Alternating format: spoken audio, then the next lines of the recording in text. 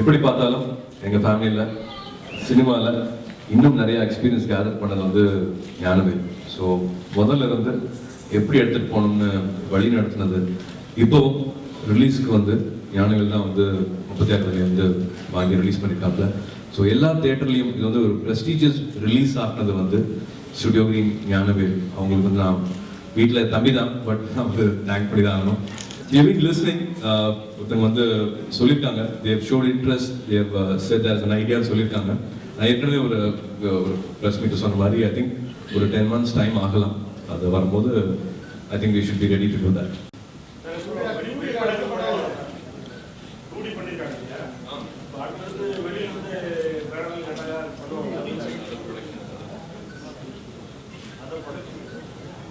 எல்லாருக்கும் வணக்கம். ஃபர்ஸ்ட்லி ரொம்ப நன்றி. எவ்வளோ நல்லா ரிவ்யூ கொடுத்துருக்கீங்க, எவ்வளோ சப்போர்ட் பண்ணியிருக்கீங்க, அதுக்கு பெரிய நன்றி.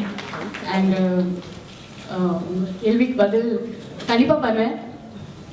நவ் தட் ஒரு இது சக்ஸஸ் ஆயிடுச்சு, ஒரு it definitely more people will approach.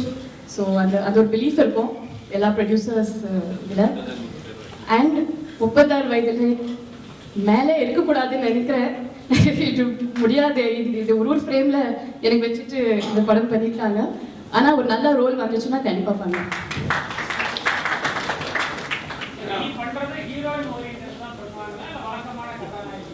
மனசுக்கு திருப்தியான பிடிச்சதான முழு திருப்தி கொடுக்குற ஸ்கிரிப்ட் வரும்போது நிச்சயமாக சார் அதில் இருப்பாங்க. ரோஷன் ஆண்டோ சார் நீங்கள் யாருமே கேட்க மாட்டீங்களா? அவரை பிடிச்ச 4-5 கேள்வி கேளுங்க. நான் தான் சார் வச்சேன், நான் தான் சார் சொன்னேன்.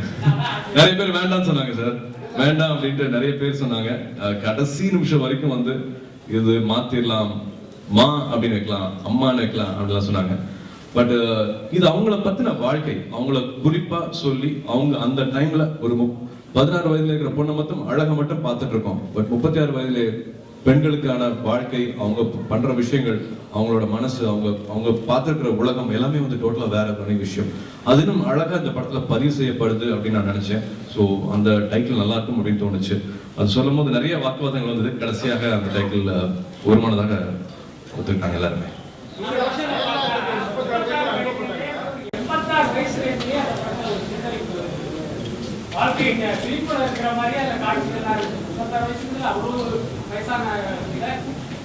அப்படியா சார்? இப்ப எந்த பக்கம் பண்ணலாம்னு சொல்றீங்க நீங்க? எல்லாம் நல்லபடியா போயிட்டு இருக்கே சார். ஏன் சார் இப்படி குட்டையை கலப்புறீங்க, கலக்குறீங்க? அழகா இருக்கும் போது நீங்க மட்டும் வந்து கலக்குறீங்க சார்.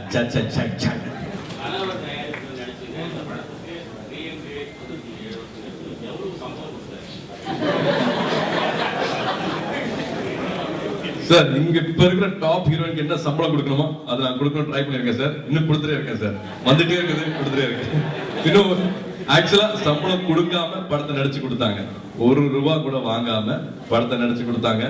படம் ரிலீஸ் ஆனதுக்கு அப்புறமா தான் இப்போ கொடுத்துட்டு இருக்கேன். பட் அந்த மரியாதை கொடுக்க நினைக்கிறேன். இப்ப இருக்கிற டாப் ஹீரோயின் என்ன சம்பளம் வாங்காங்களோ அதை கொடுத்தணும்னு ஆசைப்படுறேன்.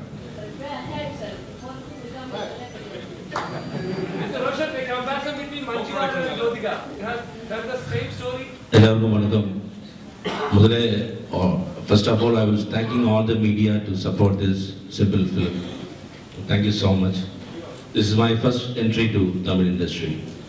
The question is comparison between Manju and Joe. I'm telling you there is no comparison, because if you give a situation to 3 actors in the world, their body language, their behaving, the way they sit, the way they talk, the way they walk will be different.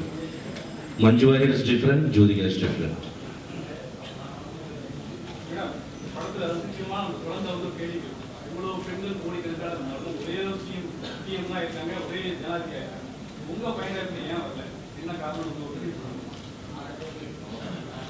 ஃப்ராங்கா சொல்லுங்க, husbands தான்.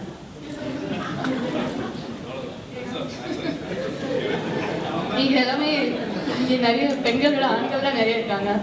So நீங்கள் தான் support பண்ணணும். நீங்கள் இவ்வளோ வேலை பண்ணிட்டு வீட்டுக்கு வரும்போது உங்களுக்கு வீட்டில் ஒரு பெண் மூலமாக இவ்வளோ பியூட்டிஃபுல்லான குழந்தைகள் இருக்காங்க, சாப்பாடு இருக்குது, ஒரு நல்ல பீஸ்ஃபுல்லாக ஒரு அட்மாஸ்பியர் இருக்குது. அது எல்லாமே உங்கள் ஒய்ஃபோட கான்ட்ரிபியூஷன் தானே. ஸோ அதே மாதிரி அவங்க ட்ரீம்ஸ் அவங்களுக்கு என்ன பிடிச்சிருக்கு, அவங்களுக்கு வீடு காரு இது எல்லாமே முக்கியம் இல்லை, அது ஒரு ஆண்களோட ட்ரீம்ஸ் தான். இது அது பெருசாக ஒரு வீடு வாங்கணும் கார் வாங்கணும் அது எல்லாமே மென்னோட ட்ரீம்ஸ் தான். அவங்க ட்ரீம்ஸ் என்னன்னா குழந்தைகளோட டைம் ஸ்பெண்ட் பண்ணணும், அவங்க கூட டைம் ஸ்பெண்ட் பண்ணணும், அவங்களுக்கு என்ன ட்ரீம்ஸ் இருக்குது அது கொஞ்சம் அவங்களுக்கு ஒரு சப்போர்ட் கொடுக்கணும். ஸோ டெஃபினெட்லி மேரேஜ்க்கு அப்புறம் கேட்டிங்கன்னா ஹஸ்பண்ட்ஸ் தான்.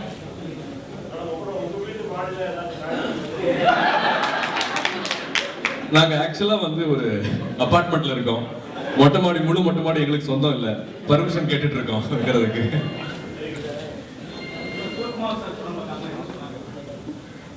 அவங்க வந்து பிளஸ் பண்ணாங்க.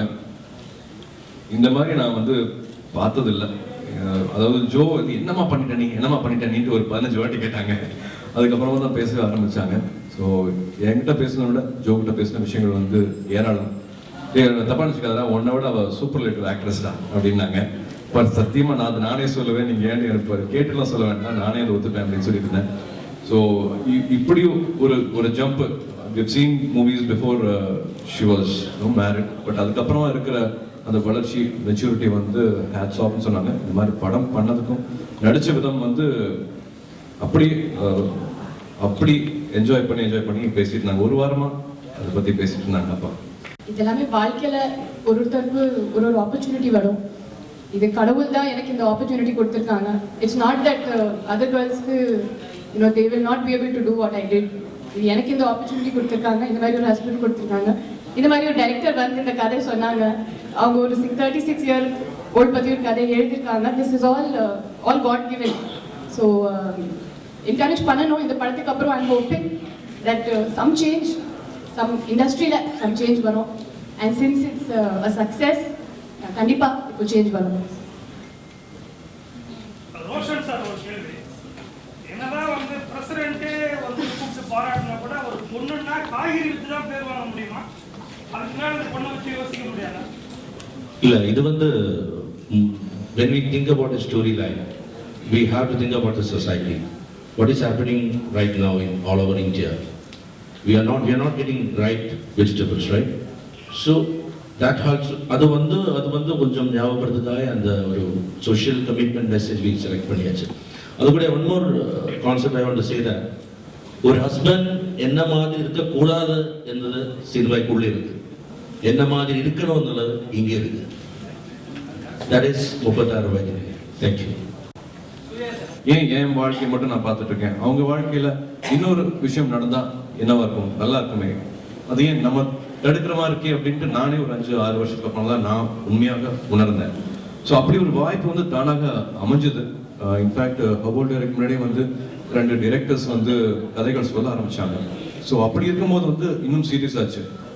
கதைகள் சொல்றாங்க, ஜோதிகா மறுபடியும் ஸ்க்ரீன்ல பார்க்க நினைக்கிறாங்க, ஜோதிகாக்காக கதை எழுத ஆரம்பிச்சிட்டாங்க டைரக்டர்ஸ் ரைட்டர்ஸ் அப்படிங்கிற படும்போது then we have to give the best. வரதுல என்ன பெஸ்ட் கொடுக்கலாம் அப்படின்னு பார்க்கும்போது then we had to go for ஹவோல்டாரி.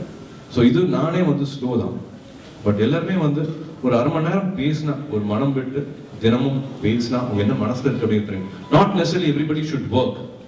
எல்லா பெண்களும் வீட்டுல இருந்து கிளம்பி போய் வீட்டுக்கு போய் வேலை செய்யணும் அப்படிங்கிறது இல்லை. பட் அவங்க என் மனசுல என்ன இருக்கு, என்ன ஆசைப்படுறாங்க அப்படிங்கிறத நிச்சயமாக கணவன் தெரிஞ்சுக்கணும், புரிஞ்சுக்கணும், கூட சப்போர்ட்டிவா இருக்கணும்.